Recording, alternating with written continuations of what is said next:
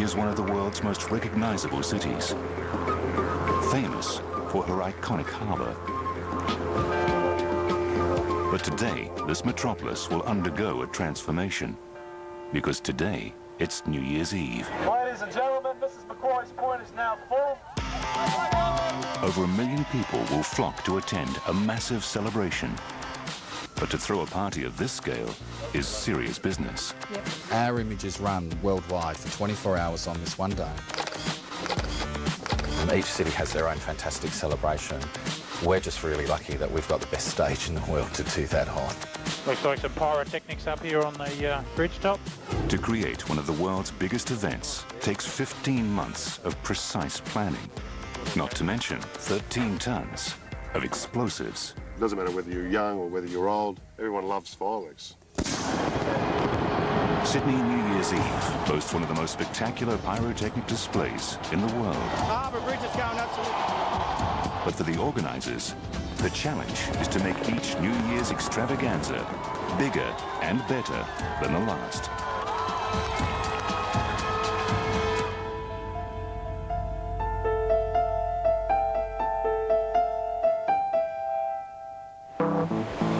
Summer down under, a time for sun, surf, and here in Sydney, one of the most anticipated parties of the year. This year's New Year's Eve spectacular will cost Sydney-siders $4 million, but organisers say it's worth $40 million in promoting the city. This bustling lifestyle capital of more than 4 million people is among the first major cities to ring in the new year. The countdown to midnight will begin with the firing of the Fort Denison cannon and continues at hourly intervals with everything from an Indigenous smoking ceremony to formation flyover.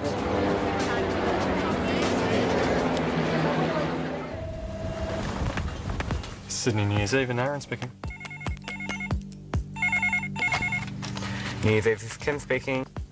With a reputation for hosting one of the world's greatest New Year's Eve parties, having fun here in Sydney has become serious business.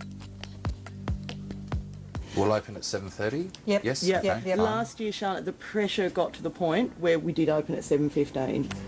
Behind the scenes at the City of Sydney Council, producer Katrina Marton and her colleagues are just days away from another New Year's Eve extravaganza.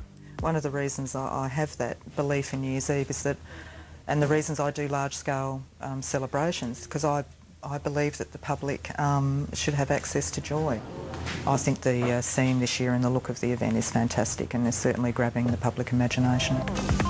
Associate producer Brenton Kewley is another key figure behind the biggest party of the year. It takes 15 months to put this event on. We start off with a team of around about 5 or 6. From June to December we start to grow considerably. This is the big plan. This is really how we monitor the state that we're in, because midnight has to happen at midnight. That was the stage back then. Oh, it's beautiful. In the world of international mega events, you're only as good as your last gig. The team needs each New Year's Eve to be bigger and better than the one before. Brenton knows it's not just the 1 million expected visitors he'll have to please. Our images run worldwide for 24 hours on this one day, and that makes Australians and us also feel incredibly proud of what we've just executed. To achieve their lofty ambitions, the strategy is simple. Transform Sydney Harbour into the greatest fireworks show on the planet. Each city has their own fantastic celebration. We're just really lucky that we've got the best stage in the world to do that on.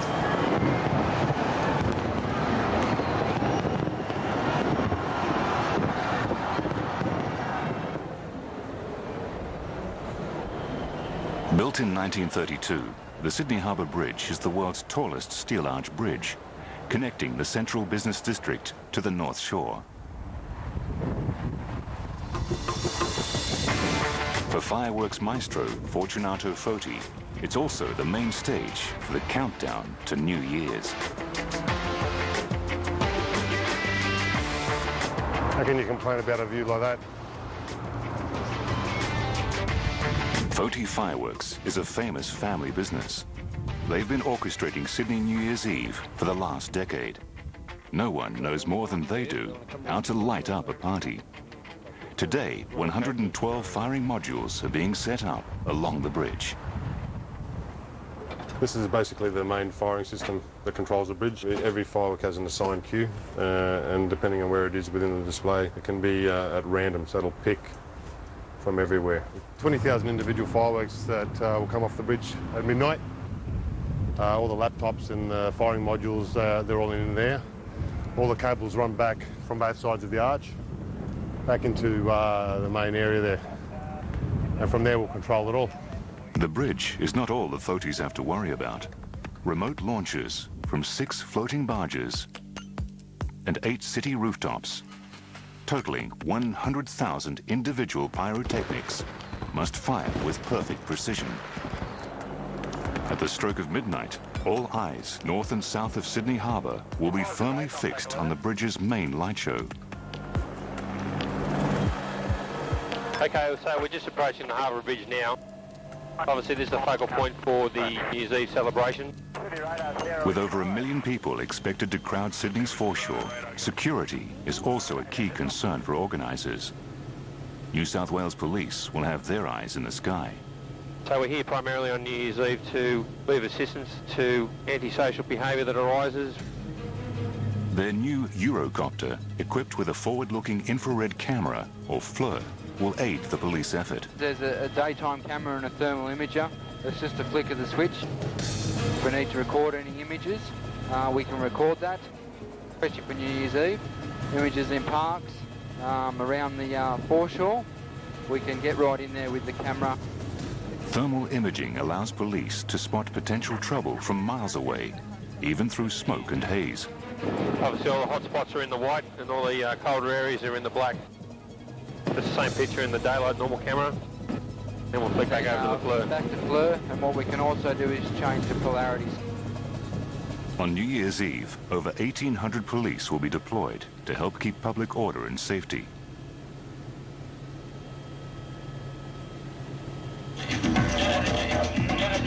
While revellers will gather all along the harbour to watch the fireworks, it's the area surrounding the Sydney Opera House that always attracts the biggest crowds. With just days to go, Brenton and Katrina conduct an all-important site visit. All key agencies involved must ensure no detail is overlooked. A walk around like today is critical because then we actually unearth issues, the last remaining details that we need to get right before the event. The 1.2 million people who are arriving in our city to see those things have a major impact over the whole, and I'm talking about north and south of the harbour. Sydney's picturesque harbour acts as a natural amphitheatre, the water mirroring the effects of the fireworks. 33 vantage points north and south of the harbour provide a perfect view on New Year's Eve and will attract more partygoers than in New York or Paris. But the scale of organisation required to throw this party is immense. On the water and in the skies, exclusion zones will be set up. All roads in and around the main party area have to be locked down. They've had 15 months to prepare. Everything must be choreographed to run like clockwork by the show's producers. On the night of New Year's Eve, there are huge areas and chains of command. The police, the fire engine, are all in one control room observing the city of Sydney whilst all of these events are going on. Sydney is in for a special treat this New Year's Eve. An unprecedented fireworks display will be launched off the Harbour Bridge in a jam-packed night of events dubbed the time of your life. You'll see the Foti name wherever good fireworks are seen around the world.